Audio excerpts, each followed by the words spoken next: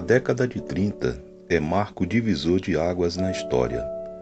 Entrou a fase racional.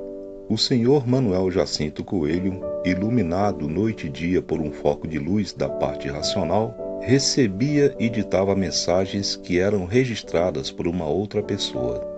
No início ele dizia: é Francisco de Assis quem dita essas obras. Depois declarou que o autor das mensagens era o racional superior e esclareceu que o nome médium não está exato. Médium é coisa passageira. Após o transe, não tem mais influência. Ele não era médium, e sim aparelho racional. Primeiro e único porta-voz do mundo racional. Iniciando logo após a Grande Depressão, os anos 30 foram marcados por muitas reviravoltas sociais, políticas e econômicas. Isso faz com que o período seja dominado pelas incertezas a nível global. E aí estão os efeitos da fase do pensamento em decadência: o desequilíbrio moral físico e financeiro, a liquidação moral física e financeira, a falência moral física e financeira. Anos 30. Dançando conforme a música. Muitas pessoas perderam seus empregos e moradia, e como último recurso, apelavam para os concursos de dança.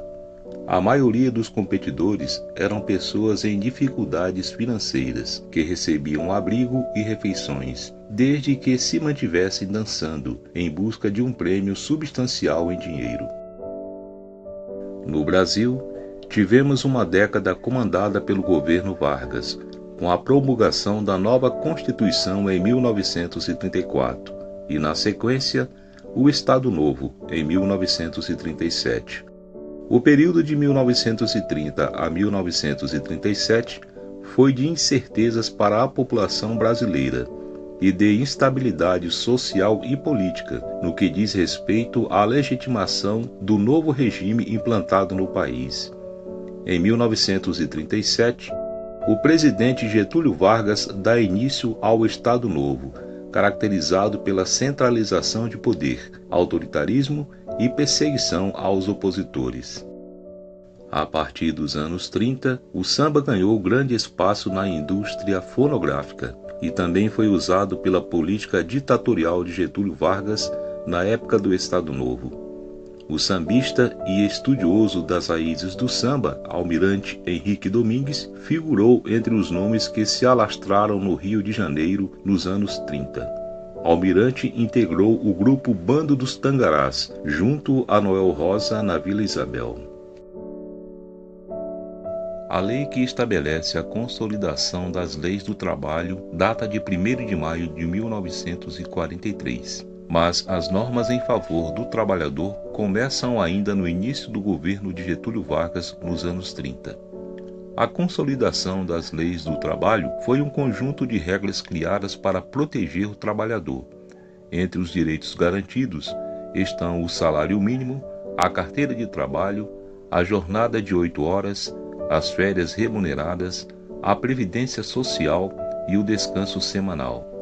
A CLT regulamentou ainda o trabalho da mulher e do menor de idade e estabeleceu a obrigatoriedade do Fundo de Garantia por Tempo de Serviço, o FGTS. Anísio Teixeira, um dos maiores pensadores e administradores da educação brasileira e criador do movimento Escola Nova, adota um sistema de ensino construtivista, meio século antes dele ser discutido no Brasil. Esse movimento, chamado de Escola Nova, ganhou força nos anos 1930, principalmente após a divulgação em 1932 do Manifesto da Escola Nova. O documento pregava a universalização da escola pública, laica e gratuita. Foi um momento importante da história da educação no Brasil, onde intelectuais, educadores e pensadores repensaram e criaram todo um projeto de educação para o Brasil. A Escola Nova é uma reação contra o estilo tradicional de ensino. É um movimento pedagógico que valoriza a experiência sobre os fatos de aprendizagem, em detrimento da compreensão do que está sendo ensinado. Em 1935, terminou a fase do pensamento, a fase do animal racional e o comando das energias elétrica e magnética. E por isso, o que as duas máquinas de lapidação fizeram, que é o pensamento e a imaginação, está tudo sendo destruído. O império das filosofias, o império dos idealistas, o império do idealismo, todas essas tábuas de valores e todos os feitos do pensamento e da imaginação terminando em nada. Como estão aí as tábuas de valores sendo destruídos pela própria natureza? Porque a fase é outra, é a fase racional, a fase do terceiro milênio. 301, volume do Histórico, do livro Universo em Desencanto.